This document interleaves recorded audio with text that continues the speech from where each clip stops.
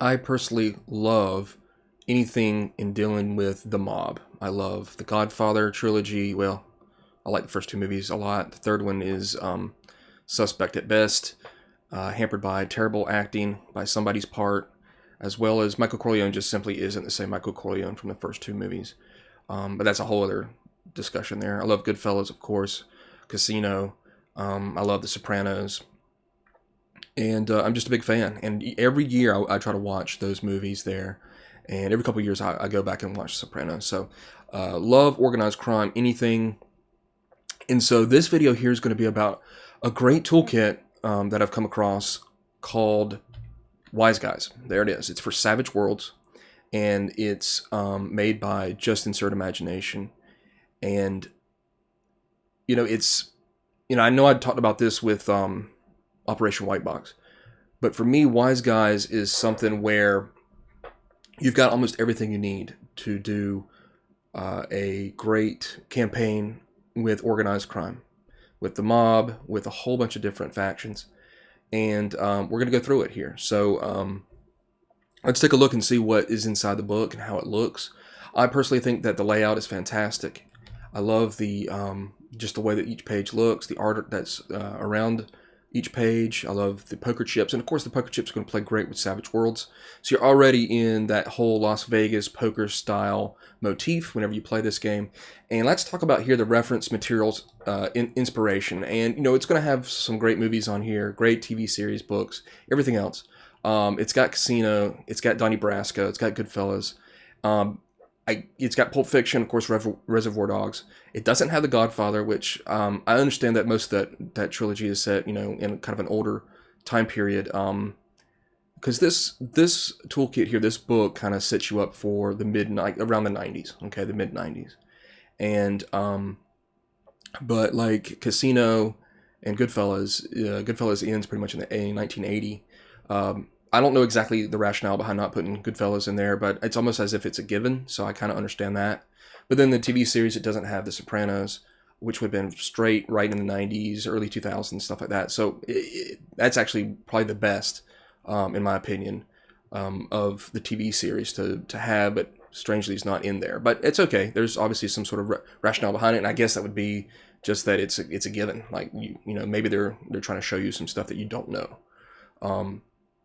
So here's the chapters overview, and we've got 8 chapters, and it's going to give you pretty much everything you need to play in a great mob organized crime sandbox. Again, I'm a big fan of the art. It has kind of a comic book look to it, lots of it, but I think it fits what it's doing, and it almost reminds me of Grand Theft Auto like 3. A lot of some of the art that's in those games, the Grand Theft Auto games, and really the third game, it really kind of encompasses this as well, with a lot of the mob interactions that game has. So I'm just going to be skipping through some of the pages. Not going to show you everything, but just kind of show you how the book looks and things that stood out to me that I like. Mob speak here, of course, giving you a lot of the lingo, which is going to be really useful, obviously, when you play the game. And it's going to get everything that you've got from just tons of different sayings and stuff like that. The setting rules, again, look at this art. Again, it's got that comic book type feel. This is Savage World, so it doesn't take itself super seriously with like a real historical game, a real historical toolkit here. It really does a good job at kind of riding that line between historical and that kind of Savage Worlds movie feel to it. So of course it's going to be great for trying to reproduce a lot of those movies that we've seen. You're going to have a lot of things in the setting rules that are obviously going to make it different, make it its own thing. It's going to use player cards, playing cards for a lot of aspects of randomly generating stuff for the game, which of course is a great mechanic. Fits the whole motif of Las Vegas well, and obviously Las Vegas is kind of a centerpiece for this Wiseguys. So you can see right there, what suit you draw for a heist generator. It's got a lot of generators and stuff like that, exactly what you want. And I would obviously call this, and it is called kind of a primer. It's not going to give you just tons and tons of stuff of information about different factions. It's going to give you exactly what you need, no more, no less. Some of it might just be a paragraph about somebody, but ultimately it's going to give you a lot of stuff to get you fueled to go maybe investigate more online, maybe look into it a lot more. But right here you can see complications, randomness that might happen in your heist, and you're going to draw, a playing card, which of course, I mean, that's just fun. Going through multiple chapters here. So great art once again. Welcome to the family. It's going to tell you a bunch of character concepts you can choose from. Cab driver. A lot of these are ones that we're going to know from this type of entertainment that we've seen and read. Entertainer, the cleaner that comes in and fixes stuff. Desperado, drifter. Again, a great background generator using those cards. And then it's going to go into your normal Savage Worlds type stats. It's going to have new hindrances and new edges. Obviously, you're going to be set up for, a mob type organized crime game. One of them is called Goodfellow, which in essence you become made. And much like Savage Worlds, a lot of the hindrances and edges and stuff are going to be, especially with something like mob and organized crime, it's going to be a lot of it is going to be role playing focused, in which some people have an issue with Savage Worlds where the hindrances and stuff are a lot of role-playing stuff, and if they're not used in the game, they're almost like free gimmies to the player character. So that game master is really going to have to, embrace those hindrances, really pull those out and make those part of whatever story that they're trying to tell. So a lot of those hindrances and stuff will be like that wanted man. Again, the Goodfellow one where you become a made man, and the powers that go along with it, and of course the responsibilities.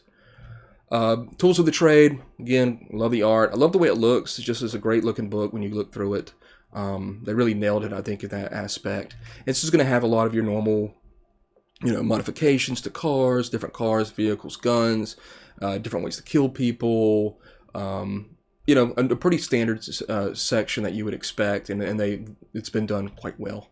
And then the Gazetteer is going to be all about Las Vegas. Now, this is where they definitely, they do that kind of Grand Theft Auto thing where it's kind of a mirrored version of Las Vegas with not the real casinos and stuff like that, but they do a good job of recreating a lot of the casinos that are obviously there in real life, but with their own twist to it. So obviously you could use the normal ones, but they give you ones that kind of give it its own feel. And I like that. It's, again, I'll bring up Grand Theft Auto 3 a lot. Grand Theft Auto San Andreas, obviously. It's going to bring up both of those.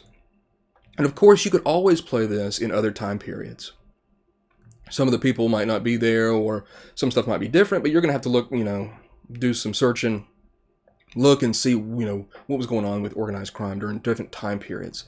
But it's definitely a great resource for any of them that you choose. The players, this is a great section that talks about all sorts of who's involved in the factions, from drug cartels to triads, the Tongs, the Russian Bratva, Sicilian Mafia.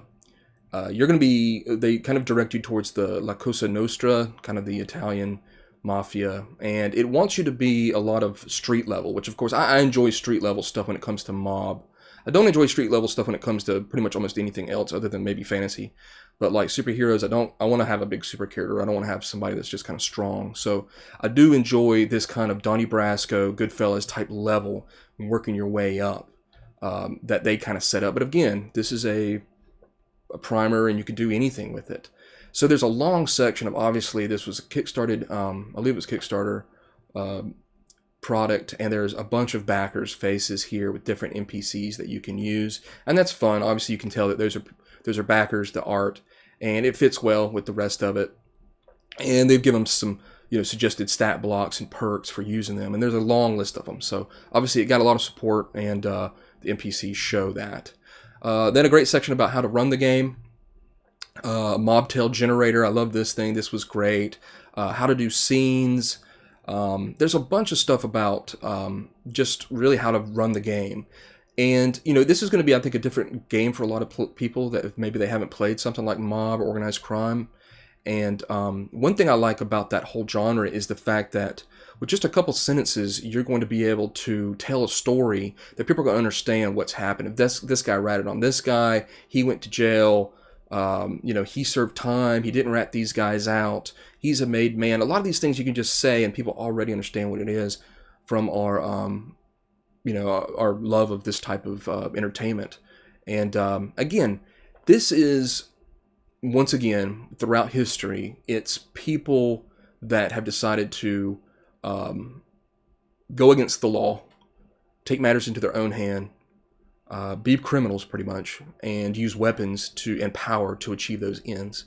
And you'll see that obviously throughout history. Cowboys, pirates, the mafia. It's the same thing. It's power, money, and obviously through violence, intimidation, and things like that. And it's one of the things that makes it so intriguing. It's why I love The Sopranos. It's that skirting the line of what we can do in society and what we can't. And I think that Wiseguys really encompasses that. Now, in the section where it talks about a lot of the different factions and stuff, you're going to have a lot of different stuff to choose from, like I said. And it'll give you a good bit of information. It's not going to go into it too deep, and that's one thing that they do a good job at, is not bogging you down with a lot of historical stuff about them, like I've said previously. And you'll definitely see it in that chapter, where they just give you enough. Now, there's a good section here of Denizens, Captain, Earner. These, I just chose some ones here you'll know. Veteran Enforcer. They have like the Dawn, the Capos, obviously the Captains.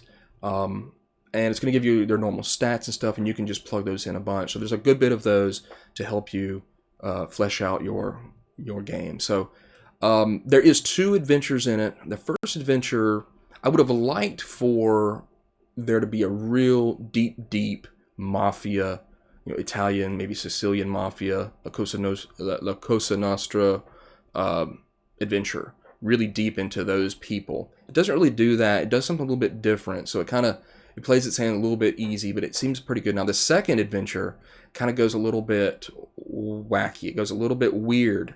I'm not going to spoil it, but it shows you what you can do with this Wiseguys game that might be going a little bit into the weird. And they both seem like fine adventures.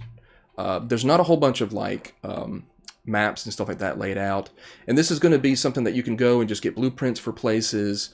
It's not going to give you a lot of stuff that you can just easily find online, between like I said, the maps or blueprints for places. If you go into a gas station or a warehouse, those are obviously very easily accessible, and they didn't reproduce those in the game in their adventure section. That's fine. There is a map for the second adventure, but when I looked through this, the first thing that really caught me, of course, was how it's designed, how it looks, the layout. There's a lot of little tiny blocks and stuff that help you, talk about getting out of prison, or just little small things.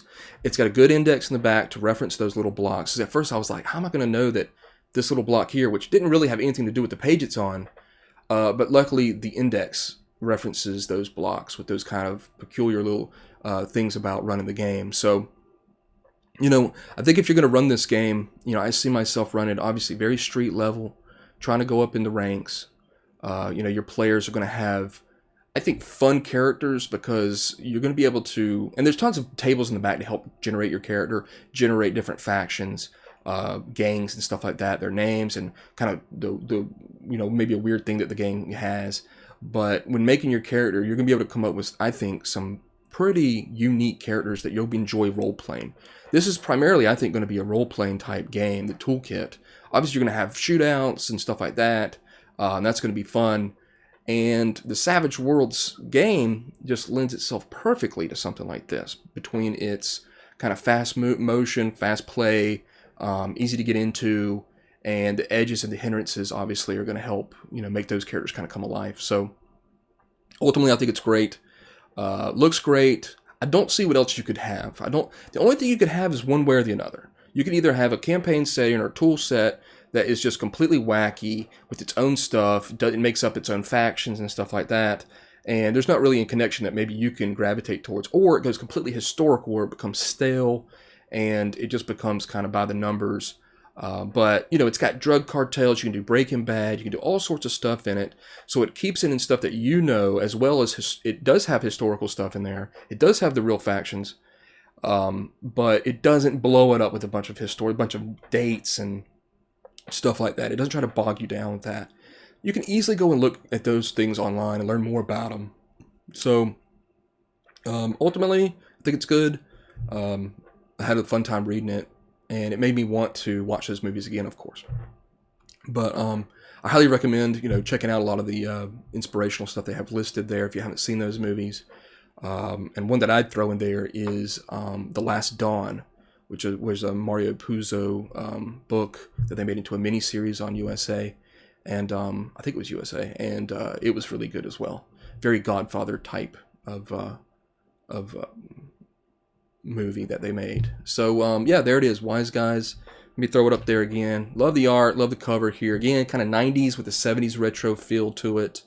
You're gonna think of big cars, big guns. Definitely do Reservoir Dogs, do Pulp Fiction, Goodfellas, and just try to make your mark on the world of organized crime. And I think Wiseguys will be able to do that for you. A fun book, and again, love that layout. There's a lot more art I didn't show you. I don't want to show you too much of it, give you a little taste of what you can see. But it's got the NPCs, it's got the tools, it's got the factions, it's got the fun rules for making your character, and it's going to have everything you need, like Operation White Box to play World War II. I don't see what else you would need other than Wiseguys to play mob, organized crime, role-playing games. So there it is, and I hope you've enjoyed the video, and I'll see you next time.